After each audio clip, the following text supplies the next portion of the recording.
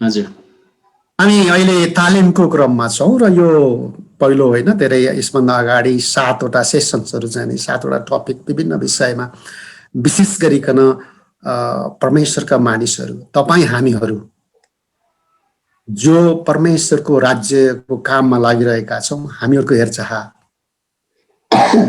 लागि यो विभिन्न पुस्तकहरू छन्। त्यसमध्येको पहिलो खण्ड तिमोथी अगुवापन तालिमको यो चाहिँ हामीमा यसमा छौँ र आज हामी 7औं खण्डमा अथवा यो टपिकहरू छलफल गर्दै गर्दै गर्दै गर्दै आउँदाखेरि हामी 7औं र 8औं अब अहिले लगभग अबको 1.5 घण्टा समय मोटामोटी त्यो भनौँ त्यो समय चाहिँ हामी यहाँ रहनेछौँ र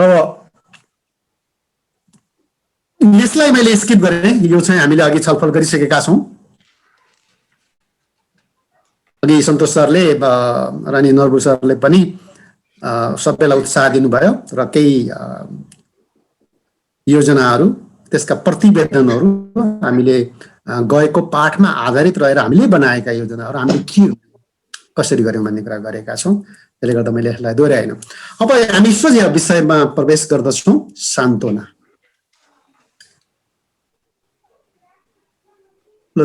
चलन चल्तीको भाषामा हामी सान्त्वना अथवा दया देखाउनु भनेर जुन भन्छौँ हामी कसरी बुझ्छौँ? अहिलेको मान्छेले पनि बुझ्ने भाषा के हो, के पनि भनिन्छ यसलाई? अरू शब्दहरू के छन्? पर्यायवाची शब्द भन्छ नेपालीमा। यसका लागि जनाउने के छन्? केही विचारहरू आओस्। अनि म सुरुमै यहाँहरूसँग अनुरोध गरौँ सबैजनासँग अलिकति तपाईहरुले आफ्नो विचारहरू चाहिँ जति राख्नुहुन्छ त्यति फाइदा छ। जति एक्टिभली पार्टिसिपेट गर्नुहुन्छ त्यति लर्निङ चाहिँ अझ इफेक्टिभ हुन्छ। त्यसैले अब यो सकेसम्म भिडियो अफ गरेर अथवा चाहिँ सकेसम्म बोल्नु नपरे हुन्थ्यो भने जस्तो नगर्नु होला। बरु त्यसको सट्टामा चाहिँ नि एक्टिभली पार्टिसिपेट गर्नुभयो के विचारहरू प्रस्तुत गर्नुभयो भने हामीलाई अरू सबैलाई, किनभने प्रश्न सोध्नु भनेको नि आफ्नो व्यक्तिगत रूपमा आफूलाई मात्रै सोधिएको हुँदैन नि त। सिंगै समूह अथवा त्यहाँ सहभागीहरू जति पनि छन् ती सबैको बेनिफिटको लागि सोधिएको हुन्छ। र कुनै विचारहरू प्रस्तुत गरिन्छ भने पनि त्यो विचार चाहिँ अरूको बेनिफिटको लागि पनि प्रस्तुत गरिएको हुन्छ। व्यक्तिगत बेनिफिटको मात्रै कुरा छैन। त्यस कारणले प्रश्न सोध्दा अथवा विचारहरू राख्दाखेरि मैले अरूलाई पनि फाइदा पुर्याइरहेको छु भन्ने कुरा बुझेर यहाँहरू फटाफट आफ्नो विचारहरू चाहिँ राखिदिनु हुन पनि म यहाँहरूसँग यो सुरुमै अनुरोध गर्न चाहन्छु। त्यसै भने ल सान्त्वना अथवा दया देखाउनुलाई अरू चलन चल्तीका शब्दहरू के हुन सक्छन्?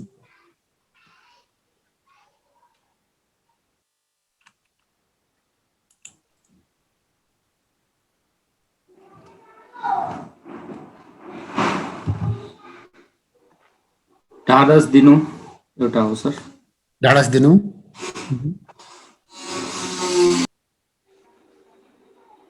उत्साह र माया देखाउनु। उत्साह र माया देखाउनु। अरू केही? अरूको दुःखमा पनि आफू पनि समावेश भइदिनु। समावेश भइदिनु, अरूको दुःखलाई आफ्नै दुःख जस्तो सम्झनु। अस्ति सोमबारको पाठमा अमित सरले भन्नुहुन्थ्यो इम्प्याथीको कुरा गर्दै हुनुहुन्थ्यो। यो समानुभूति भन्छ, आफूलाई पनि त्यही अवस्थामा राखेर प्रस्तुत गर्नु, सान्त्वना देखाउनु भनेको। अरू केही शब्दहरू छन् कि?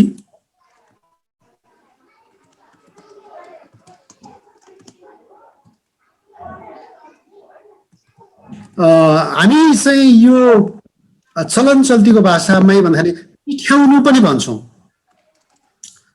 कसैलाई अथवा कुनै घटनालाई अथवा व्यक्तिलाई जब तपाईले देख्नुहुन्छ त्यो देखाउँदाखेरि एउटा एउटा भावना, एउटा भाव तपाईको हृदयमा सृजित हुन्छ। त्यसले तपाईलाई एउटा एक्सन तर्फ डोर्याउँछ। तपाईँ चाहिँ कुनै घटनालाई हेर्नुभयो, कठैबरा भन्नुभयो, एउटा उदाहरण है, कठैबरा भन्नुभयो, बिचारा भन्नुभयो, ओहो भन्नुभयो, नो भन्नुभयो होला कतिपय अवस्थामा। हामीले अहिले सुन्छौँ नि होइन, त्यस्तो सुन्दाखेरि चाहिँ एकदमै यो नहुनुपर्ने थियो भनेर भन्नुभएको हुन्छ। त्यो भावना अथवा त्यो विचारहरू व्यक्त गर्दाखेरि हामीले कृपा देखाउने बनाउला, ढाडस दिने बनाउला, उहाँहरूप्रति उत्साह दिने कुराहरू गरौँला, आशा देखाउने कुराहरू गरौँला। धेरै कुराहरू हामी चलन चल्तीको टिठ्याउने देख्दाखेरि आफैलाई परेको जस्तो महसुस गर्ने यी जति पनि शब्दहरू छन्, टिठ्याउनु, कृपा गर्नु, निगाह देखाउनु। परमेश्वरको हकमा त हामी निगाहको कुरा गर्छौँ। यी धेरै कुराहरू चाहिँ हामी पाउँदछौँ शब्दका कुराहरूमा पनि। यो यहाँले टिप्पण गर्नुहुन्छ भने पनि कृपा देखाउनु, उत्साह दिनु, ढाडस दिनु, आशा देखाउनु, निगाहको कुरा, शान्तिको कुरा, यी कुराहरू छन्। एउटा हामीले मैले यो सबै यो खण्ड भन्दा लुकाको पुस्तकको 10औं अध्याय 33 र 35, 33 देखि 35 मा हामी त्यो एकदमै सबैले सुनिरहेको पटक पटक यसबाट वचन पनि प्रचार गरिरहेको खण्ड जुन छ, त्यसमा चाहिँ त्यो सामरीले कसरी दया देखाए, त्यो दुईटा तीनटा पद पढौँ न, कसरी पढ्नु भयो हुन्छ? म पढ्दिन्छु। तर एकजना सामरी उसको यात्रामा जाँदै गर्दा त्यो मान्छे भएको ठाउँमा आइपुग्यो र त्यसलाई देखेर उसले मन दयाले भरियो। त्यहाँ गएर तेल र दागमधे लगाएर त्यसमा गाउँघरमा पट्टी बाँधिदियो र आफ्नो गधामाथि चढाएर त्यसलाई एउटा पौवामा ल्याई त्यसको हेरचाह गर्यो। भोलिपल्ट उसले चाँदीको 2 सिक्का पौवाको मालिकलाई दिएर भन्यो, यिनको हेरचाह गर र अरू बढी खर्च लागे म फर्केर आउँदा तिमीलाई तिरिदिनेछु। आमेन। यसरी यहाँ एउटा जुन घटना देख्छ त्यो सामरीले, सडकमा अधमरो अथवा हाफ डेड अवस्थामा रहेको मानिसलाई देखेपछि उनको मनमा दया आउँछ। त्यो दया अब एउटा हामीले बुझ्नुपर्ने कुरा चाहिँ यहाँ बाइबललाई व्याख्या गर्ने भन्दा पनि यो खण्ड दया र सान्त्वनाको कुरा गर्दाखेरि दया भनेको फिलिङ भयो। कुनै घटना हेरिसकेपछि, घटना देखिसकेपछि त्यसका प्रति हाम्रो हृदयमा जागृत हुने भावना, विचार, फिलिङ। त्यो सामरीले पनि त्यो अधमरो अवस्थामा सडकको किनारमा एकदम घाइते अवस्थामा छटपटाइरहेको मान्छेलाई देखिसकेपछि उनको मनमा दया देखा पर्यो, दया आयो। अब हामी त्यसरी नै अर्को यो हामीले धेरै सुनिरहेको, बयान गरिरहने, प्रचार गरिरहनेको खण्ड हामीले हेरेका छौँ। त्यसरी नै अरू केही बिब्लिकल रेफरेन्सेसहरू हामी हेरौँ यो सान्त्वनाको सन्दर्भमा। भजन सङ्ग्रह 71 को 20 र 21 कसैले पढिदिनु भयो भने असल हुने थियो। यहाँ यसरी लेखिएको छ 20 र 21 भन्दा हैन 20 मा यसरी लेखिएको छ, तपाईले मलाई धेरै तीता कष्टहरू देखाउनु भयो, तर तपाईले मलाई पुनर्जीवित पार्नुहुनेछ। पृथ्वीको गहिराईबाट फेरि मलाई माथि उठाउनुहुनेछ। तपाईले मेरो सम्मान घटाउनु हुनेछ र मलाई फेरि सान्त्वना दिनुहुनेछ। आमेन। परमेश्वरले सान्त्वना दिनुहुन्छ किनभने उहाँलाई थाहा छ, उहाँलाई थाहा छ हामीलाई के चाहिएको छ भनेर। त्यसैले तपाईले मलाई सान्त्वना दिनुहुन्छ किनभने म यो अप्ठ्यारो परिस्थिति भएर गइरहेको छु। त्यसरी नै यशाया 12 अध्यायको 1 पद र 51 अध्यायको 12 पद यसले पढिदिनुहोस् त। 1 मा यसरी लेखेको छ, त्यस दिन तिमीहरू भन्नेछौ, हे परमेश्वर परमप्रभु, म तपाईँको प्रशंसा गर्नेछु। तपाईँ रिसाउनु भए तापनि तपाईँको रिस अब मर्यो र तपाईँले अब मलाई सान्त्वना दिनुहुनेछ। आमेन। यो त्यसपछि यो 51 को 12 पनि पढिदिनुस् त।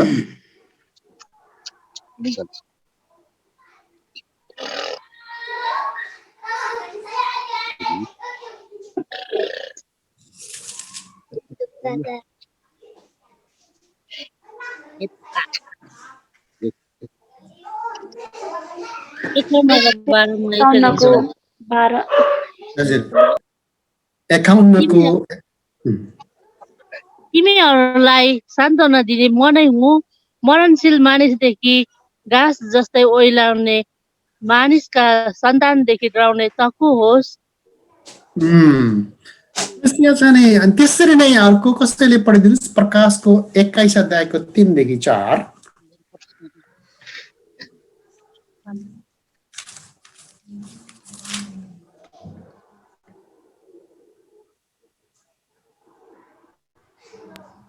प्रकाश 21 को 3 देखि 4 यहाँ यसरी लेखेको छ, सिंहासनबाट यसो भन्ने एउटा चर्को स्वर मैले सुने, हेर परमेश्वरको बास मानिसहरूसँग भएको छ, उहाँ तिनीहरूसँग बास गर्नुहुनेछ र तिनीहरू उहाँका प्रजा हुनेछन् र परमेश्वर आफै तिनीहरूका परमेश्वर भएर तिनीहरूसँग रहनुहुनेछ। उहाँले तिनीहरूका आँखाको आँसु पूर्ण रूपले पुछिदिनु हुनेछ र फेरि मृत्यु नै हुने र शोक र पीडा पनि हुने छैन, किनकि पहिलेका कुराहरू बितिसकेका छन्। आमेन।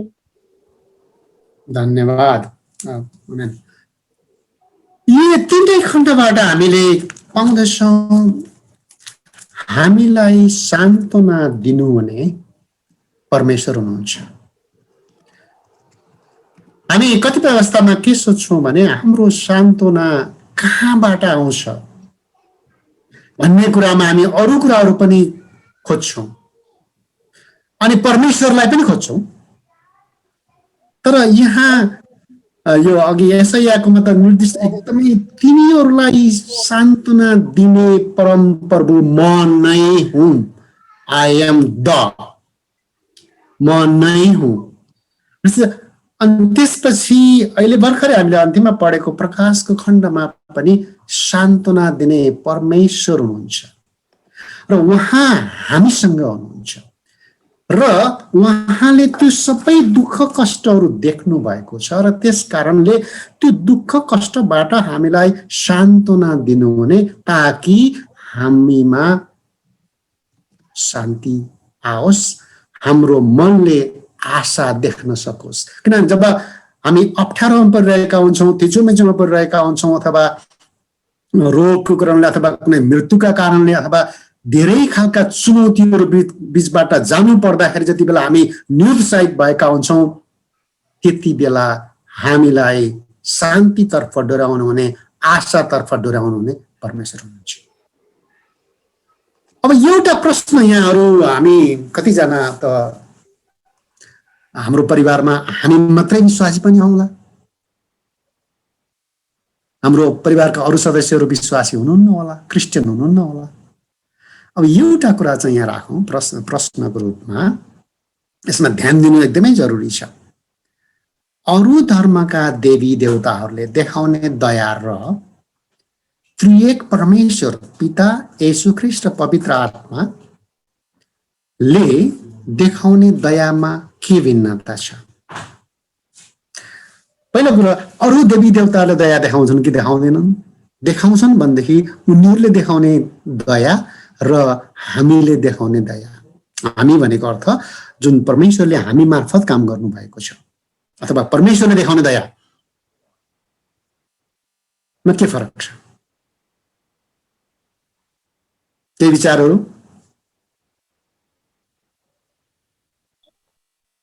हाम्रो परमेश्वरले चाहिँ निस्वार्थ प्रेम गर्नुहुन्छ, अरू देवी देवताहरूले चाहिँ केही समयको लागि दया देखाए तापनि त्यो चाहिँ केही स्वार्थ, केही उद्देश्यको लागि, केही समयको लागि युज गर्नको लागि मात्र त्यसरी प्रयोग हुन्छ, मेरो विचार। अरू केही विचारहरू? अरू देवी देवताले देखाउने दया चाहिँ क्षणिक हुन्छ, क्षणभरको लागि मात्रै। एकदमै धन्यवाद। मेरो विचारमा चाहिँ मलाई के लाग्छ भने अनि अन्य देवी देवताहरूले चाहिँ सम्भावनार्थमा भनौँ न गरिदिनु मतलब त्यो एकदम शङ्काको आधारमा हुन्छ, तर हाम्रो परमेश्वर चाहिँ अनि फिक्स हुन्छ नि, एउटा के भन्छ ग्यारेन्टी गर्नुहुन्छ र हामीलाई त्यो महसुस दिलाउनुहुन्छ कि उहाँले चाहिँ हामीलाई साँच्चीकै त्यो एउटा सान्त्वना दिनुहुन्छ भन्ने हामीलाई विश्वास हुन्छ। तर अरू देवी देवताको चाहिँ त्यो हुँदैन, किनकि अब हामीले त बुझेका छौँ उहाँहरू मूर्ति मात्रै हो, ढुङ्गा एउटा के हुन्छ मान्छेको हातको सिप मात्रै हो हामीले बुझेका छौँ। तर हाम्रो परमेश्वर चाहिँ जीवित हुनुहुन्छ भन्ने हामीलाई थाहा छ, अनि प्लस उहाँले चाहिँ हामीलाई साँच्चीकै सान्त्वना दिनुहुन्छ। धेरै धन्यवाद। अहिलेसम्म हामीले धेरै धन्यवाद। जस्तो हामीले एउटा स्वार्थ प्रेरित हुन सक्छ त्यो देखाइएको सान्त्वना पनि, अर्थात् अर्को चाहिँ भनेको त्यो क्षणिक हुन सक्छ, तत्कालको लागि मात्रै हुन सक्छ। अनि त्यसपछि चाहिँ अर्को भनेको चाहिँ नै यो दया त देखायो तर त्यसले चाहिँ नि परसम्म पुरा हुँदैन। हामीले अहिले विचारहरू सुने, धेरै धन्यवाद यहाँहरूलाई। एउटा कुरा चाहिँ यहाँहरूलाई राखौँ, जब पूजा लगाइन्छ, अब धर्म कर्म अन्य धर्मको कुरा गर्दाखेरि जब बलि चढाइन्छ त्यसपछि अनि मात्रै त्यो जाग्छन् ती देवताहरू, बोलाइन्छ, आउँछन्। तपाईँ चाहिँ चाहे धामी झाँक्रीको कुरा गर्नुहोस् अथवा चाहिँ अरू हिन्दू अथवा अरू धर्महरूमा देखाउने दया कुरा गर्दाखेरि चाहिँ नि, तर यहाँ त्रिएक परमेश्वर जो कुराहरू छ उहाँले त्यो कुराहरू हुनुभन्दा पहिला नै देख्नुहुन्छ र उहाँले भागिरहेको मानिसलाई पनि अथवा उहाँको विरुद्धमा लागिरहेको मानिसलाई समेत दया देखाउनुहुन्छ। अब त्यो अन्यत्रतिर स्वार्थ प्रेरित भन्नुभयो, क्षणिक हुन्छ भन्नुभयो, चाहिँ त्यहाँ टिकाउ छैन भन्ने कुराहरू भयो होइन, त्यो सही कुराहरू हुन्। र हामीले चाहिँ के भन्छ उनीहरूले चाहिँ उनीहरूलाई बोलाएको अवस्थामा मात्रै उपलब्ध छ। अझ यहाँ चाहिँ हामी ख्रिस्टीय विश्वासमा त्रिएक परमेश्वर भन्छ जसलाई मानिरहेका छौँ, उहाँले त आफै देख्नुहुन्छ। हो निश्चय नै उहाँले पनि प्रतीक्षा गर्नुहुन्छ हाम्रो हृदयलाई कसरी चलाउन चाहन्छौँ भन्ने कुरामा। त्यसकारण अरूले देखाउने दया र परमेश्वर त्रिएक परमेश्वरले पिता पुत्र पवित्र आत्माले देखाउने दयामा आधारभूत रूपमा चाहिँ हामी उहाँ एउटा मुख्य कुरा के बुझ्नु पर्यो भनेदेखि चाहिँ विशेष गरी हिन्दू यो धर्ममा रहेको कुरा एउटा भन्दाखेरि चाहिँ के छ भने यो दया सान्त्वना क्षमा भन्दा पनि बढी बदला सजाय दण्डसँग सम्बन्धित छन्। सरस्वती हामीले हेर्छौँ राम अवतार किन भयो, रावणलाई नाश गर्नको लागि। कृष्ण किन जन्मिनु पर्यो, कंसको अत्याचारलाई हटाउनको लागि, कंसमाथि बदला लिनको लागि। हामी यसरी हेर्छौँ। त अब तपाईँ अब अलि हामीसँग समय छैन भनेदेखि चाहिँ 10 अवतारकै सबैको व्याख्या गर्न सकिन्थ्यो हिन्दू धर्ममा रहेका अवतारहरूको पनि, तर सबैको एउटा चाहिँ त्यो दया अथवा क्षमाको निमित्त भन्दा पनि अथवा सान्त्वनाको निमित्त भन्दा पनि बदलाको निमित्त भएको छ हामी देख्छौँ। अनि त्यो नाश गरेर बिताएर सकाएर मात्रै अनि त्यसपछि फेरि रिस्टोर गर्ने भनेको त्यहाँ देखिन्छ। र यहाँ येशू स्वयं जो परमेश्वरको पुत्र हुनुहुन्थ्यो उहाँ आफै हामीहरू बिचमा आउनुभयो, उहाँले दया देखाउनु भयो। अब हामी अरू खण्डहरूमा नि हेर्नेछौँ।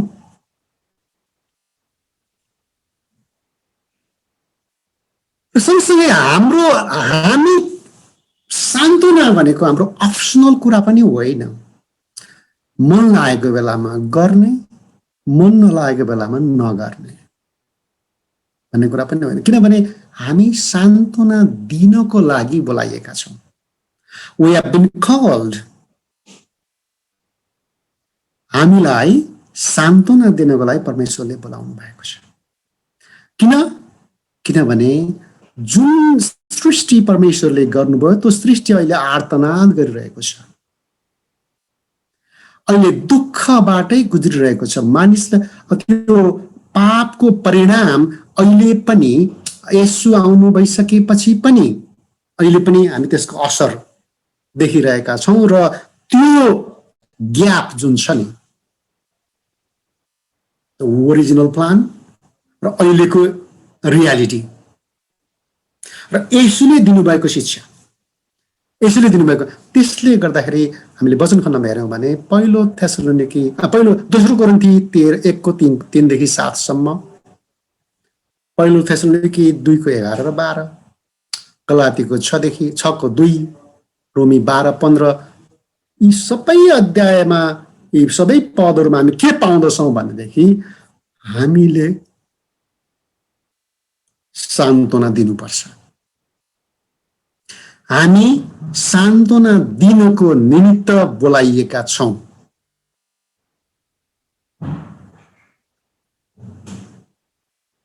त्यसकारणले यो हाम्रो लागि वैकल्पिक व्यवस्था भनेर चाहिँ यो गरे पनि हुने नगरे पनि हुने भन्ने पनि छैन। बोलाइन्छ जब किन बोलाइन्छ? के गर्नको लागि बोलाइन्छ? त्यतिखेर चाहिँ हामीलाई यो नगर्ने छुट हामीलाई छैन। प्रवेश पाएका छौँ, उहाँको परिवारको सदस्य बनेका छौँ, उहाँको प्रेम हामीले पाएका छौँ, त्यसको अनुभव गरेका छौँ भने हामीलाई परमेश्वरले सान्त्वना दिन बोलाउनु भएको छ। अब एउटा एक्सन यहाँ चाहिँ नि एउटा क्रियाकलाप गर्नुपर्ने छ। यहाँहरूले अब सान्त्वना आवश्यकता पर्ने अवस्थाहरू के हुन्, कस्तो अवस्थामा हामीले सान्त्वना दिनुपर्ने हुन्छ, आफ्नो नोटबुकमा लिस्ट बनाउनु भयो हुन्छ।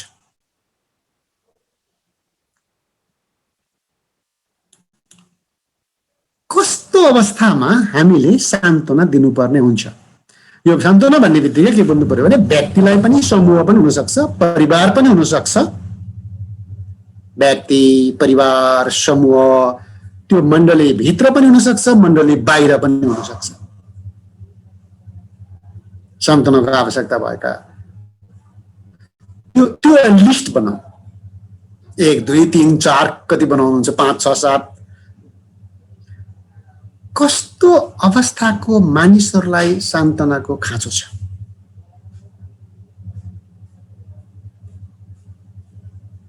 तर सबभन्दा बढी सान्त्वना चाहिने मानिसहरू को हुन्?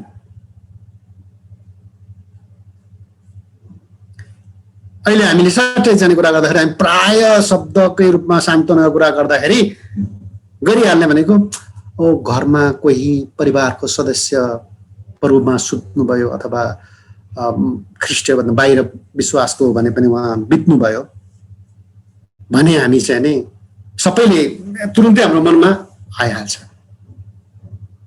परमेश्वरको सान्त्वनाको लागि, परमेश्वरको शान्तिको लागि भनेर हामी प्रार्थना गर्छौँ। एउटा त त्यो सबैले हामीले जानेको कुरा भइहाल्यो। त्यस्तै अरू कुराहरू, कोही चाहिँ एकदमै एडभर्स अथवा अप्ठ्यारो परिस्थितिबाट गुज्रिरहेको छ, एकदमै डराइरहेको छ, चिन्तित छ। तपाईँहरूको लिस्ट चाहिँ सम्झिराख्नुहोस् है, लिस्ट चाहिँ आफै बनाइराख्नुहोस्। म चाहिँ केही कुराहरू यहाँ थप्दैछु। अनि कसैले अब व्यापार गर्नुहुन्थ्यो, व्यवसाय गर्नुहुन्थ्यो, चौपट भयो।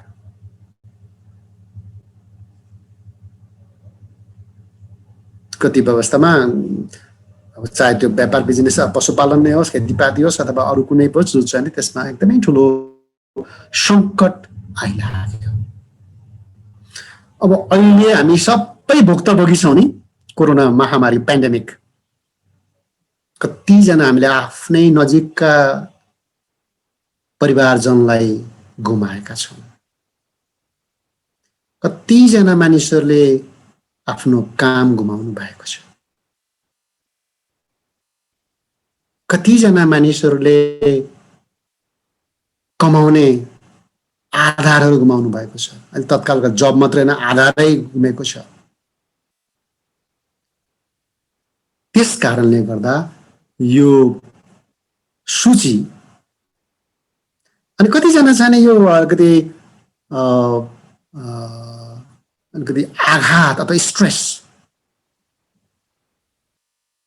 एन्जाइटी, चिन्ता, फिक्री, तनाव, डिप्रेसन के भन्नुहुन्छ नि, यो अवस्थाबाट गइरहेको छ। उहाँहरूलाई पनि सान्त्वनाको खाँचो छ। सान्त्वना भनेको चाहिँ तपाईँ मात्रै हुनुहुन्न यस्तो अवस्थामा रहनु भएको, अरू पनि छन्, हामी पनि छौँ, हामी तपाईँको निमित्त के गर्न सक्छौँ भन्ने कुरा, मेसेज, त्यो सन्देश लैजाने कुरा हो नि। मानिसहरू यो त मेरै निम्ति हो, मलाई मात्रै परेको हो, यो त असाध्यै धेरै ठुलो छ, म यसको निम्ति केही पनि गर्न सक्दिनँ भन्ने अवस्थामा रहेका मानिसहरू नै सान्त्वनाको खाँचोमा भएका मानिसहरू हुन्। त्यसो भए अलिकति भन्नुहोस्, अर्को सूचीको कुरा छ यहाँ। सान्त्वना सान्त्वना त भन्यौँ, सान्त्वना गर्न चाहिँ के हो, गर्ने चाहिँ के हो? सान्त्वनामा हामीले गर्ने चाहिँ के हो? वाट वी डु, हामी के गर्छौँ?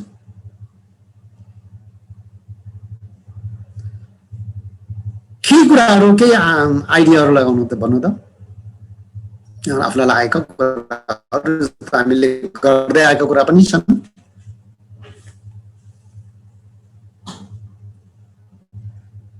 प्रार्थना गरेर सान्त्वना दिन सक्ने तरिकाहरूको सूची के हुन सक्छन्? प्रार्थना गरेर अनि उत्साहका वचनहरू दिएर अनि उहाँहरूको आवश्यकतालाई अनि परिस्थितिलाई हेरेर हामी सान्त्वना दिन सक्छौँ। त्यस्तै अब हामीले अघिल्लो हप्ता सोमबारको क्लास नै सबै यही कुरासँग सम्बन्धित थियो नि, नियमित भेटघाट। कहिले कहिले नियमित मात्रै आकस्मिक भेटघाट पनि गर्नुपर्ने हुन्छ।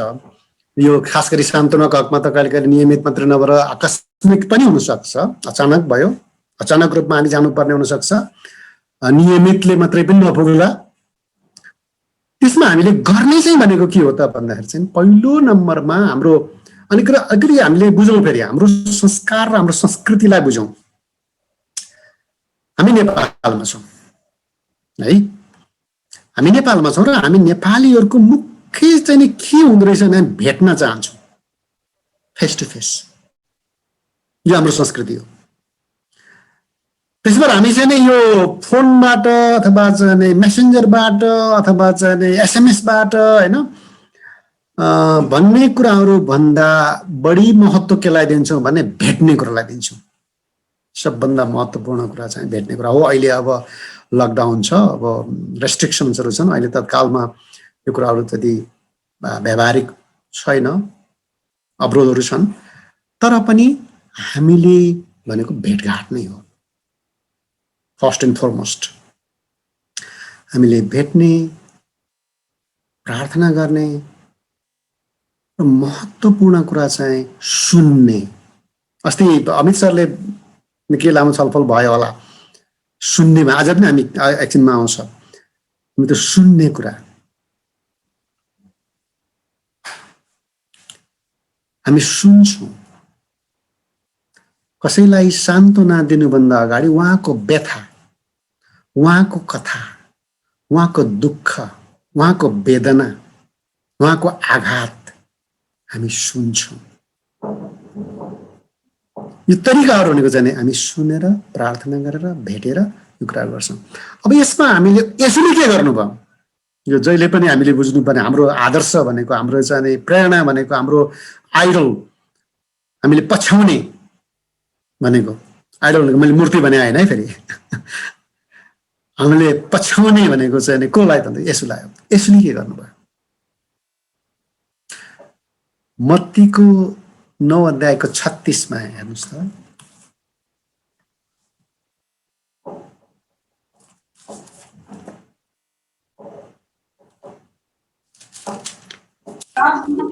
पढिदिने हो।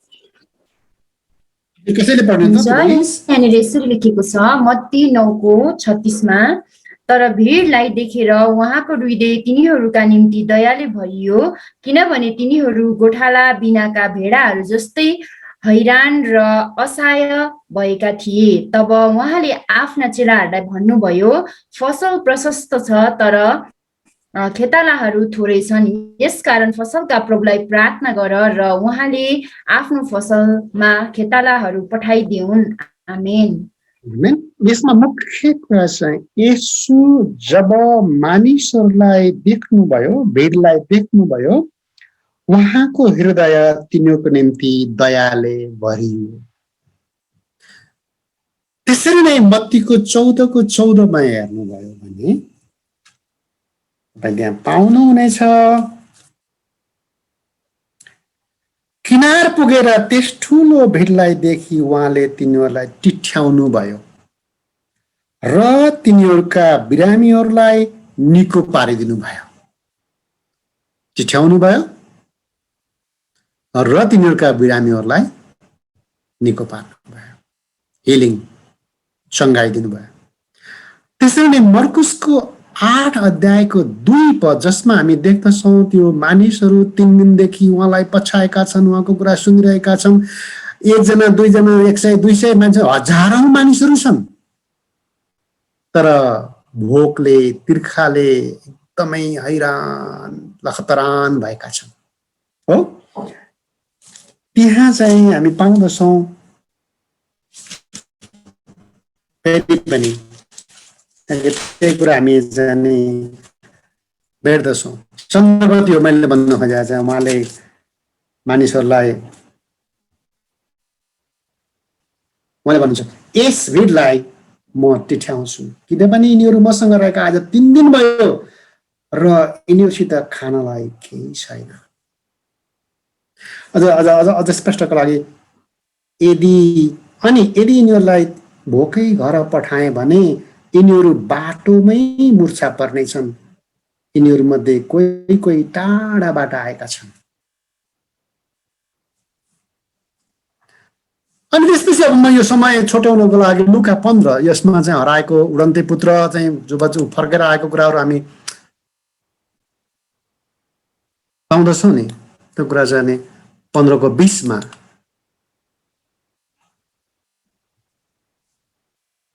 जब त्यो छोरा जुन बदमास भएर बाउलाई चित्त दुखाएर हिँडेको थियो, ऊ फर्केर आउँदा उसको बाबाको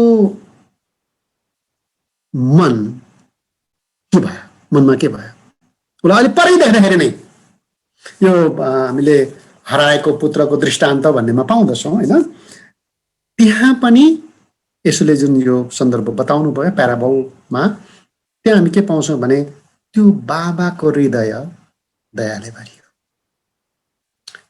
टिठ्याएको, दयाले भरिएको, चङ्गाइदिएको अथवा निको पारेको र खानेकुरा खुवाएको। हामी येशूको उदाहरणमा यो चारवटै पुस्तक, चारवटै खण्ड, मत्तीको, मर्कुसको, लुकाको, यो खण्डबाट हामीले देख्दछौँ कि उहाँको हृदय र अनि अघि हामीले जुन कुरा भन्यौँ, पिता पुत्र पवित्र आत्माले दिनुहुने सान्त्वना अरूसँग के फरक छ भन्ने कुरा हामी यहाँ देख्दछौँ। उहाँको हृदय दयाले भरियो, उहाँले टिठ्याउनु भयो। अनि त्यसपछि येशूको सान्त्वना, हामीले त्यो 4वटा उदाहरण जुन अघि भर्खरै हेर्यौँ, त्यो सान्त्वना उहाँको दयाबाट आउँछ भनेर त्यहाँ एउटा स्टेटमेन्ट राखिएको छ। अनि त्यसपछि अर्को यहाँ हेरौँ, कष्टमा भएका मानिसहरूलाई सान्त्वना दिन हामीलाई किन दया चाहिन्छ? यो कम्प्यासन अथवा दया अथवा करुणा, हामी अघि शब्दको कुरा गर्दाखेरि सुरुकै स्लाइडमा हामीले कुरा गरेका थियौँ, दयालाई जनाउने कम्प्यासन अथवा करुणा पनि छ। किन चाहिन्छ? किन चाहिन्छ भने त्यसले हामीलाई एक्सनतर्फ डोर्याउँछ।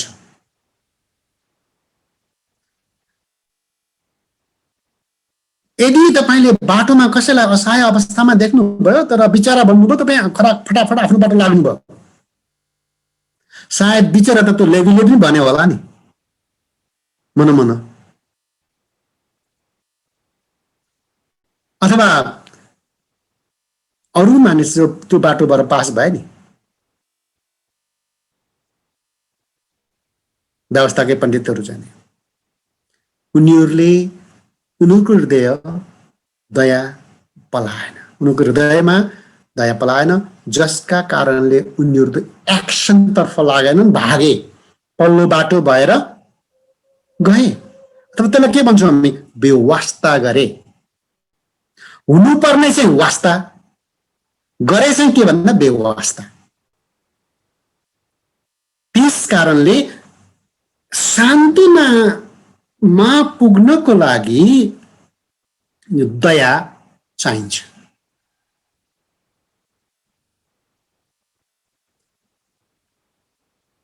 र यो बिचरा भनेर मात्रै टुङ्गिँदैन, त दया हो भनेदेखि चाहिँ त्यसले that leads us towards action, हामीलाई कामतर्फ डोर्याउँदछ त्यो दयाले। त्यसो भएर हामीलाई त्यो चाहिन्छ, किनभने दयाद्वारा, दया भएर नै हामी सान्त्वना दिन पुग्छौँ। जसरी येशूले त्यो मानिसहरूलाई देख्नुभयो, उहाँ टिठ्याउनु भयो, उहाँको हृदय दयाले भरियो।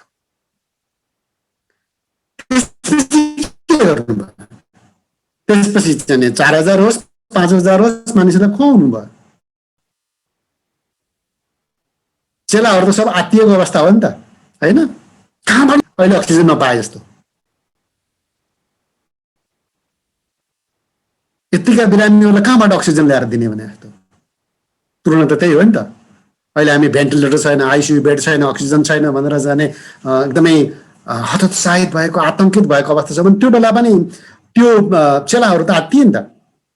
ती हजारौं मानिसलाई कहाँबाट ल्याएर दिने? तर येशूले जब उहाँको हृदयमा उनीहरूप्रति दया पलायो, उहाँ टिठ्याउनु भयो, त्यसपछि उहाँले त्यो जुटाउनु भयो। यहाँ भन्नु प्रश्न उठ्न सक्छ अथवा त तर्क गर्न सकिन्छ, उहाँ त परमेश्वर हुनुहुन्थ्यो, गरिहाल्नु भयो नि त, उहाँ गर्न सक्नुहुन्थ्यो, गर्नुभयो। अनि हामी पनि त्यस्तै भएको भए त हामी पनि गर्थ्यौँ नि भन्ने प्रश्न आउन सक्छ, तर्क आउन सक्छ। तर हामीले हामीसँग भएको चिज गर्यौँ कि गरेनौँ? हामीसँग भएको सान्त्वना दिनको लागि एउटा परिवारको निम्ति, एकजना व्यक्तिको निम्ति हामीसँग भएको चिज, हामीसँग भयो के? हामीसँग भएको के त? समय। हामीसँग भएको समय, उसको कुरा सुनिदिनको लागि हामीले समय दिने कुरा, अनि उसको खाँचो पुरा गर्नको निम्ति थोरै वा धेरै, म 3टा शको कुरा गर्छु ल। समय, सम्पत्ति, रुपियाँ पैसा पनि जरुरी हुनसक्छ, खानेकुरा अहिले चाहिँ अभाव छ, हामी राहत पनि दिइरहेका हुन सक्छौँ। तपाईँहरू पनि कति ठाउँमा परिचालित हुनुभएको छ होला। सम्पत्ति भन्नाले मैले सबै कुरा त्यसलाई चाहिँ त्यसैमा हालेको, सामग्री भन्नुहोस्, सम्पत्ति भन्नुहोस्, त्यो समयको कुरा, अर्को सम्पत्तिको कुरा, अर्को शक्तिको कुरा। शक्ति अर्को भनेको कहिले कहिले हामीले फिजिकल्ली नै व्यक्तिलाई सहायता गर्नुपर्ने हुन्छ। लडिरहेको छ, उसलाई उठाएर चाहिँ खाटमा ल्याउनु पर्ने होला, अथवा एम्बुलेन्समा राख्नु पर्ने होला, अथवा अस्पतालले पुर्याउनु पर्ने होला, बोकेरै लैजानु पर्ने होला। हामीले यो सान्त्वना दिनको लागि जुन हामी साँच्चै हाम्रो मनमा दया पलाएको हो भने, हामी त्यहाँ स्लाइडमा हेर्नुहोस् त, कष्टमा भएका मानिसहरूलाई सान्त्वना दिन हामीलाई किन दया चाहिन्छ भने, दया उत्पन्न भएपछि हामी एक्सनतर्फ लाग्छौँ। एक्सन अन्तर्गत ती 3टै स जुन मैले अघि भने, समय, उसको व्यथा सुन्ने, कथा सुन्ने, वेदनाहरू सुन्ने, उसँगै समय बिताउने र उसलाई चाहिएको उसको खाँचो पुरा गर्नलाई सम्पत्तिको कुरा, सामग्रीको कुरा र चाहिँ शक्ति चाहिन्छ, बल चाहिन्छ भने बल दिने कुरामा पनि हामी कसैलाई सान्त्वना दिन जाँदाखेरि हामी के भन्छौँ? हामीले दिने सन्देश के हो? यहाँहरूले आफ्नो समयमा यसलाई मजाले दोहोऱ्याएर पढ्नु सक्नुहुन्छ। लेखेको पहिलो कुरा हाम्रो सन्देश भनेको हामी त निमित्त हौँ। निमित्त भन्ने बुझ्नुहुन्छ? हामी त लगाएर आएको गर्ने क्या, मुख्य कर्ता होइन नि त। मुख्य कर्ता चाहिँ को हो? परमेश्वर हो। हामीले लिएर जाने कोही व्यक्तिलाई सान्त्वना दिँदाखेरि लिएर जाने भनेको चाहिँ हामीले लिएर जाने भने के हो त भन्दाखेरि परमेश्वरलाई जाने हो। उसको व्यक्तिको घरमा, त्यो व्यक्तिको परिवारमा, त्यो व्यक्तिको समस्या समाधानमा हामीले लैजाने भनेको सन्देश पनि के हो? परमेश्वर हो। त्यो परमेश्वरको कुरा गर्दाखेरि उहाँ कस्तो हुनुहुन्छ? हामीले के भन्छौँ? कोही पनि कष्टमा अप्ठ्यारोमा परेको व्यक्तिलाई हामीले परमेश्वरको गुण र चरित्र देखाइदिने। परमेश्वर हामीसँग हुनुहुन्छ, हामीलाई छोड्नु हुने छैन। भजन सङ्ग्रह 23:4। हाम्रा कष्टहरूको वास्ता गर्नुहुन्छ। हामी कष्टबाट भएर जाँदाखेरि उहाँले हामीलाई देखेको नदेखेको गर्नुहुन्न, व्यवस्था गर्नुहुन्न, वास्ता गर्नुहुन्छ। भजन सङ्ग्रह 103:13-14 दोस्रो कोरिन्थीको 1:3-4 पनि हामी त्यो हाम्रा कष्टहरूमा उहाँले वास्ता गर्नुहुन्छ भन्ने नै हामी पाउँदछौँ। र मत्तीको 7:11 हामी पाउँछौँ परमेश्वरले हाम्रो प्रार्थना सुन्नुहुन्छ। किन हामी त व्यक्तिलाई प्रार्थना गर्न पनि उत्साह दिन्छौँ। हामी आफू पनि त्यो व्यक्तिको निमित्त प्रार्थना गर्छौँ र ऊ स्वयं व्यक्तिलाई पनि प्रार्थना गर्नको निमित्त प्रेरित गर्छौँ, अभिप्रेरित गर्छौँ, मोटिभेट गर्छौँ। ओके, प्रार्थना गरौँ। अनि किन गरौँ? किनभने परमेश्वरले हाम्रो प्रार्थना सुन्नुहुन्छ र हामीलाई उत्तर दिनुहुन्छ। सुन्ने मात्रै होइन, उत्तर दिनुहुन्छ। अनि त्यस्तै हामीलाई हाम्रो शक्तिदेखि बाहिरको परीक्षामा पर्न दिनुहुने छैन। हामीले थेग्न नसक्ने, हामीले बोक्न नसक्ने भारी उहाँले बोकाउनुहुन्न। किनभने उहाँले हामीलाई भन्नुहुन्छ, म तिमीलाई तिमीले बोक्नै नसक्ने भारी बोकाउँदिन, म तिम्रो बोझ हल्का गरिदिन्छु। ए थाकेका हो, बोझले दबिएका हो, म कहाँ, म तिमीहरूलाई विश्राम दिनेछु। त्यसपछि हामीलाई आइपर्ने कुराहरूको नियन्त्रण गर्नुहुन्छ। किनभने परमेश्वर सार्वभौम हुनुहुन्छ। हामी चाहिँ सोभरेन गड भनेर भन्छौँ। उहाँ डिपेन्डेन्ट गड होइन, उहाँ सोभरेन हो, आफैमा चाहिँ नि सार्वभौम हुनुहुन्छ। त्यस कारणले सबै कुराको नियन्त्रण उहाँमा छ। त्यसकारण तपाईलाई आज परेको यो समस्याको समाधान पनि परमेश्वरमा छ। किनभने ही इज इन कन्ट्रोल, उहाँ नियन्त्रणमा हुनुहुन्छ। सबै कुराको नियन्त्रण उहाँमा छ। त्यो भन्छौँ जुन रोमीको 8:38-39 हामी पाउँछौँ।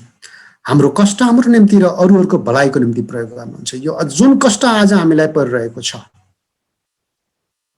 त्यो हाम्रै निम्ति र अरूहरूको निम्ति भलाइको विषय पनि हो।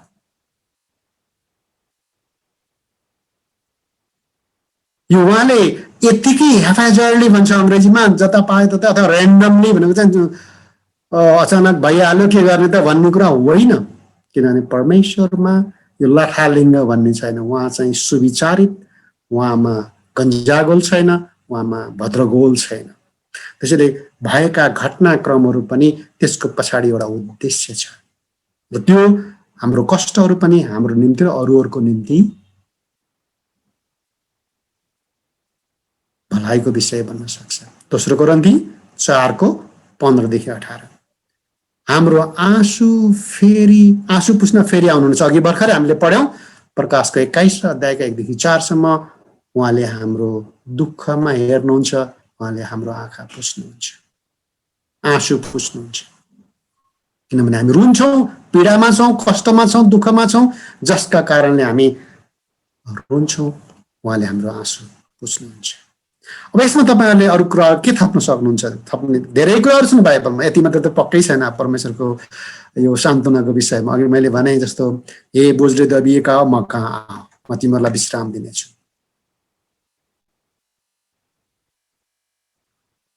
अनि यस्ता अरू पनि तपाईँहरूले अध्ययन गरेर यसमा थप्न सक्नुहुन्छ। हामी कसरी गर्छौँ त यो सान्त्वना र दयाको कुरा? How do we communicate? कसरी सञ्चार गर्छौँ? अर्को मान्छेलाई कसरी भन्छौँ? के गर्छौँ? कसरी गर्छौँ? अघि हामीले के गर्छौँ भने जान्छौँ, भेट्छौँ, कुराकानी गर्छौँ, प्रार्थना गर्छौँ, उत्साह दिन्छौँ। किनकि के गर्छौँ भने अब कसरीको कुराहरू गर्दाखेरि अरू भेटहरू अघिल्लो पटकको सेसनमा यहाँहरूले भेटघाट, नियमित भेटघाट र जाने यो भइपरि आउने भेटघाट, सिकारु भन्ने पनि पढ्नु भएको छ 6 र 7 मा। त्यसमा पनि एउटा महत्त्वपूर्ण कुरा के थियो भने सुन्ने कुरा थियो। अर्कोलाई अब त्यहाँ चाहिँ नै हामीले सुन्ने, भेटघाट गर्दा हामी सुन्छौँ भने त्यहाँ त अझ हामी सान्त्वना दिनको निम्ति गइरहेका छौँ भनेपछि त त्यो मान्छेसँग वेदना छ, त्यो परिवारसँग पीडा छ, त्यो परिवारसँग समस्या छ भन्ने कुरो त हामीलाई पहिल्यै थाहा भएर हामी गइरहेका छौँ। तर त्यो कुरा उहाँबाट हामी सुन्नुपर्छ। हामीले आफै त्यहाँ त्यस्तो भएछ अनुमान गर्न त सक्छौँ, नसक्ने होइन, अनुमान गरेका छौँ, गर्छौँ नै, तर सुन्न चाहन्छौँ के भयो, कसरी भयो, के कसरी कहिले भन्ने जति पनि कुराहरू छन् हामी उहाँकै मुखबाट त्यो सुन्छौँ। र त्यो घटनाले, त्यो कष्टले उहाँहरूलाई कस्तो प्रभाव परेको छ, असर के असर परेको छ? हामीले अघि यो पहिला सायद शुक्रबारको पाठमा होला 4 र 5 मा 5 को पाठलाई सम्झिनु भयो भने भेट गरिए, भेटघाटकै कुरा छ। त्यो कस्तो प्रभाव परेको छ, कस्तो असर परेको छ भन्ने कुरा हामी खोतल्छौँ, सुन्छौँ। त्यसकारणले यो एउटा महत्त्वपूर्ण विषय छ कि हामीले सुन्ने भन्ने कुरा। त्यसबाट भनिन्छ नि हामीलाई 2टा कान छन्, त्यो धेरै सुन थोरै बोल भने हो। र आज यहाँ कस्तो पर्यो भनेदेखि चाहिँ हामी यो प्रविधिको माध्यमबाट जोडिनु परेको हुनाले हामी चाहिँ म आफै धेरै बोलेको स्थिति छ, तपाईँहरूसँगबाट कम सुन्न पाएको छु। तर महत्त्वपूर्ण कुरा के हो भने सुन्ने।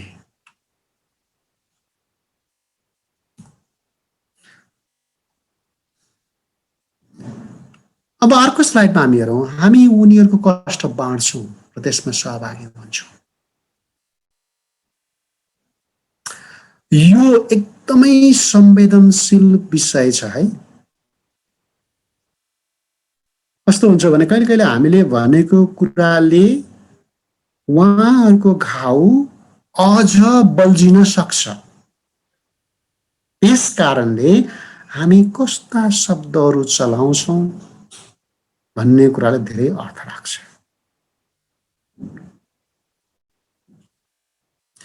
यो घटना जुन घटेको छ तपाईको लागि त निकै कष्टप्रद छ नि। के भयो, कसो भयो? र सधैँभरि हामीले चाहिँ बोलेरै मात्रै गर्नुपर्छ भन्ने छैन। हाम्रो शरीरको हावभाव अथवा हाम्रो बडी ल्याङ्ग्वेज भन्छ नि, हामी अनायासै हाम्रो मुखबाट विचार निस्केला भन्ने निस्किन सक्छ। हामी कतिपय अवस्थामा नबोलेर पनि यो शरीरको हावभावद्वारा पनि अभिव्यक्त गरिरहेका हुन्छौँ। हामीले अब त्यो सुनेको घटनाक्रममा हाम्रो मुख अनुहार कस्तो बन्छ त्यसलाई पनि उहाँहरूले त नजिकबाट निहालिरहनु भएको हुन्छ नि त। त्यस कारणले सङ्केतहरूद्वारा, शरीरको हावभावद्वारा र त्यो ठिक शब्दहरूको प्रयोग गरेर ए त्यस्तो पनि भएको थियो तपाईँलाई त्यति पनि थाहा थिएन त्यसको लागि तयारी गर्नुभएको थिएन र भनेर भन्नु के हुन्छ होला। जस्तो कुनै घर विशेषमा जानुभएको छ जसको परिवारको कुनै सदस्य चाहिँ प्रभुमा सुत्नु भएको छ अथवा बिरामी नै हुनुभयो यतिको लागि तपाईँ तयार गर्नुभएको थिएन भनेर भन्नुभयो भने चाहिँ कस्तो हुन्छ। त्यसले त अरू त्यो घाउमा निको बनाउने भन्दा पनि नुनचुक सरे जस्तो हुन्छ नि। त्यस कारणले यो अत्यन्तै संवेदनशील कुरा छ र हामीले दुःख बाँड्न सक्ने तरिकाहरूको केही उदाहरण भनौँ तपाईहरुले पक्कै पनि अनुभव छ आफ्ना अनुभवहरूबाट केही उदाहरणहरू दिनुस् न हामीले अरूको दुःख बाँड्न सक्ने तरिकाहरूको बारेमा।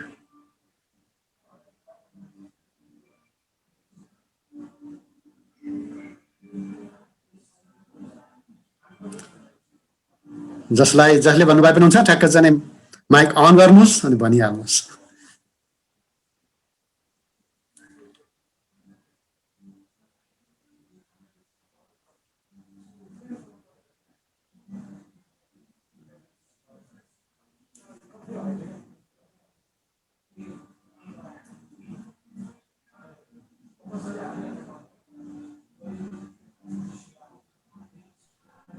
उहाँहरूको दुःखलाई आफ्नै जस्तो लिएर अनि उहाँहरूको पीडालाई महसुस गर्नु हैन महसुस गरेर उहाँहरूसँगै अब हुन्छ नि अब त्यो दयाको भावनाले अब कतिपय ठाउँमा आँसुहरू बग्न सक्छ अनि त्यो शब्दहरू त्यस्तै आउन सक्छ अनि त्यो अनुसारले सकिन्छ होला जस्तो लाग्छ।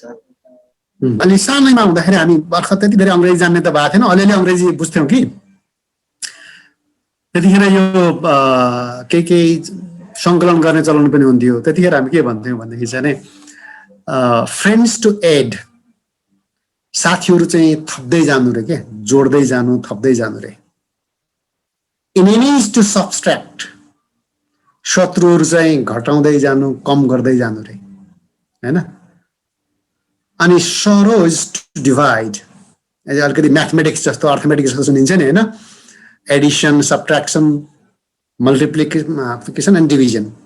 सरोज टु डिभाइड भनेको दुःख कष्टहरू बाँड्नु रे के डिभाइड भनेको बाँड्नु हो नि त होइन। अनि त्यसपछि जोएज अथवा आनन्द खुसी टु मल्टिप्लाई भनेर भन्थ्यौँ हामी सानो भर्खर अङ्ग्रेजी सिक्दाखेरि यो कुरा हो। भनेपछि यो कष्टको कुरा जब हामी सुन्छौँ नि त्यो बाँड्दाखेरि अलिक हल्का हुन्छ नि त। यसको मुख्य कारण चाहिँ त्यो हो कि हामी उनीहरूको कथा सुन्नुको अर्थ के हो भन्दा चाहिँ ताकि उहाँहरूको कष्ट अलिकति बाँडचुँड होस् हामीले पनि थोरै भए पनि त्यसलाई चाहिँ सेयर गर्न सकौँ थोरै भए पनि त्यसलाई बोक्न सकौँ ताकि उहाँलाई अलिकति हल्का होस्। त्यसपछि हामी घटनाक्रमसँग सम्बन्धित अथवा घटनाप्रति सहानुभूति देखाउनको लागि हामी अघि पढे जस्तो बाइबलका विभिन्न खण्डहरू हामी हेर्छौँ र त्यसमा हामी प्रार्थना गरेर त्यो कुरालाई हामी अन्त गर्छौँ। अब यहाँनिर यो हामी यो मण्डली र सान्त्वना कुराहरू यहाँ छ। मण्डलीहरू सान्त्वनाका स्थानहरू भन्ने यो सुरुको वाक्य जुन चाहिँ अत्यन्तै पावरफुल सेन्टेन्स छ त्यहाँ पावरफुल स्टेटमेन्ट भनेको अर्थ के हो हामी पीडामा पर्दा जाने ठाउँ भनेको मण्डली हो अथवा हामी पीडा कष्टमा पर्दा सहायता प्राप्त गर्ने ठाउँ भनेको मण्डली हो। मण्डलीको अगुवा होस् मण्डलीको एकजना विश्वासी होस् तपाईँ म जो छौँ हामी सान्त्वना दिनको निम्ति बोलाइएका हौँ भनेर हामीले जुन अघि सुरुमा भन्यौँ यहाँ लेखिएको छ जब विश्वासीहरू वास्तविक रूपमा भनेको देखावटी होइन भन्नको लागि म क्रिस्चियन भएको छु भन्ने होइन हृदय परिवर्तन भएको विश्वासी साँचो अर्थमा विश्वासमा जोडिएका दाजुभाइ दिदीबहिनीहरू जब एक हुँदछन् तब कसैले कष्ट भोग्दा अरूले दया देखाउँछन्।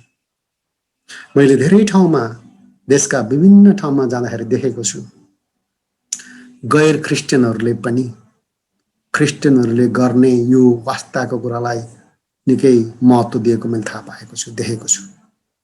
तपाईँहरूको त अचम्मै हुन्छ है, आउनुहुन्छ यसरी हेर्नुहुन्छ, सहायता पनि गर्नुहुन्छ भनेर हामीलाई भन्छन् अरू धर्मावलम्बीहरूले पनि। कारण के हो त भने जब विश्वासीहरू वास्तविक रूपमा ख्रीष्टमा दाजुभाइ र दिदीबहिनीहरू हुन्छन् त्यति बेला कसैलाई कष्ट परेको बेलामा उनीहरू सँगसँगै त्यो व्यक्तिलाई सहायता गर्छन्, सान्त्वना दिन्छन्। अब यहाँ दुईटा अवस्थाहरू चित्रण गरिएको छ। हामी सबैलाई बराबरी सान्त्वना दिन्छौँ कि घटी बढी गर्छौँ?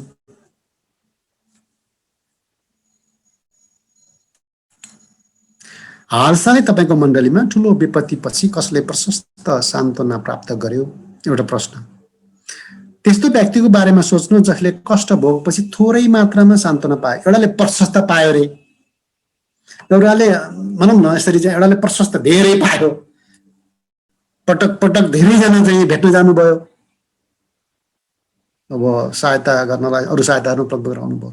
अर्को व्यक्तिको बारेमा सोच्नुहोस्, उसले कष्ट भोग्यो, उसले पनि कष्ट भोग्यो तर सान्त्वना चाहिँ यति मात्रै पायो। यस्तो कुनै तपाईँहरूको मनमा पनि त्यस्तो लागेको छ? तपाईँको वरिपरि हेरेर, आफ्नै मण्डलीभित्र अथवा वरिपरि हेरेर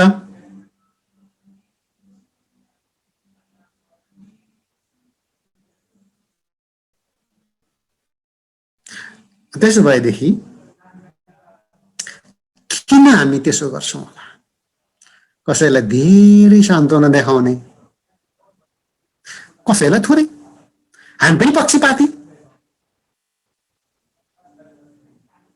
यो यस्तो हुनु भनेको ठिक कुरा हो कि होइन? लगभग उस्तै उस्तै समस्याबाट गुज्रेको छ अथवा एकै किसिमको, एउटै त नहोला तर एकै किसिमको कष्टबाट दुईटा परिवार गुज्रेका छन्। तर एउटा परिवारलाई हामी विशेष सान्त्वना पुर्याउँछौँ, विशेष समय दिन्छौँ र अर्को परिवारलाई अलिक कम्ती कम्ती कम्ती नाम मात्रको अथवा चाहिँ झारा टार्ने भन्छ नि नेपाली भाषामा, त्यस्तो गर्छौँ भनेदेखि त हामीले पनि ठिक गरेनौँ। त्यसो भने हामीलाई एउटा प्रश्न छ, यस्तो किसिमको कमजोरीलाई परिवर्तन गर्नको लागि हामीले के गर्न सक्छौँ?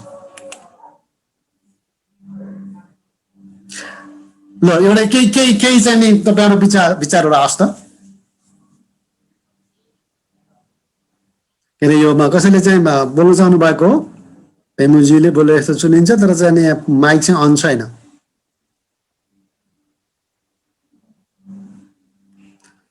भन्न चाहनुहुन्छ भने हामी कसरी त्यो कमजोरीलाई परिवर्तन गर्ने होला?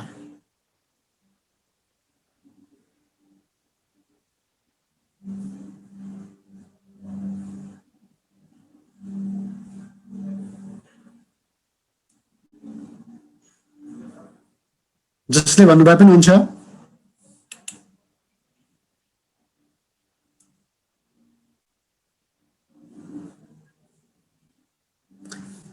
हामीमा पनि एउटा रियलाइजेसन फर्स्ट हामीले स्वीकार गर्नुपर्ने कुरा के हो भनेदेखि हामी ख्रीष्टमा आइसकेपछि पनि अथवा मण्डलीमा विश्वासी भइसकेपछि पनि यस्तो हुन सक्ने सम्भावना रहेछ भन्ने कुरो पहिला रियलाइजेसन। हामी पनि कसैलाई बढी सान्त्वना कसैलाई कम सान्त्वना गर्न पो पुग्दा रहेछौँ। भलै हाम्रो इच्छा त्यस्तो थिएन होला, हामीले पहिले योजना सोचाइ त्यस्तो बनाएका थिएनौँ होला, तर विशेष अवस्थाको कारणले, विशेष सम्बन्धका कारणले हामीले कसैलाई बढी सान्त्वना कसैलाई चाहिँ कम सान्त्वना दिन सक्ने हुँदा रहेछौँ। फर्स्ट कुरा त्यो। दोस्रो कुरा चाहिँ हामी त्यो कमजोरीबाट बाहिर निस्कनको लागि हामीले गर्ने के? क्षमा माग्नु पर्ने कुरा, व्यक्तिसँग भन्दा पनि पहिला परमेश्वरसँग र अनि व्यक्तिसँग पनि, अनि आफ्नो व्यवहारलाई सच्याउने कुरा। मैले यसपटक यस्तो गरेँ, त्योमा म sorry, I am really sorry for that. यो सरी भनेको भन्नलाई I am sorry thank you भनेर भन्न खोजे होइन नि त। यो भनेको त पश्चातापको कुरा भने हो नि त। परमेश्वरसँग पश्चाताप गर्नु र फेरि नदोहोऱ्याउने प्रण गर्नु र अर्को पटक समान हिसाबले सान्त्वना दिने प्रयत्न गर्नु हामीले गर्ने चाहिँ हामी एकजना अगुवाको हैसियतले हामीले गर्नुपर्ने काम चाहिँ। अब यो यहाँहरूले चाहिँ त्यो यहाँहरूसँग सबैसँग छ नि होइन नर्बु सर यो म्यानुअल? प्रायसँग छ, तर प्रायलाई हामीले PDF फरवर्ड गराइदिएको थियौँ सम्भवतः। जसलाई नै उहाँहरूसँग छ भनेदेखि चाहिँ त्यहाँ छ। मैले यसमा धेरै समय चाहिँ दिँदिनँ। तपाईँहरूले अब यो पर्सि शुक्रबार प्रस्तुत गर्नुपर्ने छ। जसरी आज हामीले अघि सन्तोष सरले गर्नुभयो नि अघिल्लो 6 र 7 पाठको, त्यसरी नै यो 8 पाठ र 9 पाठको पनि, अथवा अहिले हामीले जुन विषय गर्यौँ सान्त्वनाको बारेमा, अब यहाँ 2टा क्रियाकलाप यहाँहरूले गर्नुपर्ने छ। म खालि पढ्छु मात्रै, यसलाई चाहिँ आफै तयारी गर्नु, हरेकले आफ्नो योजना बनाउनु होला।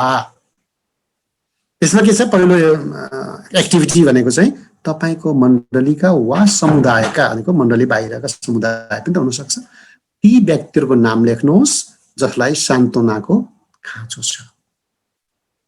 त्यसपछि पाठ 7लाई दोहोऱ्याउनुहोस्। हामीले चाहिँ अस्ति त्यो विधिका कुराहरू गरेका थियौँ।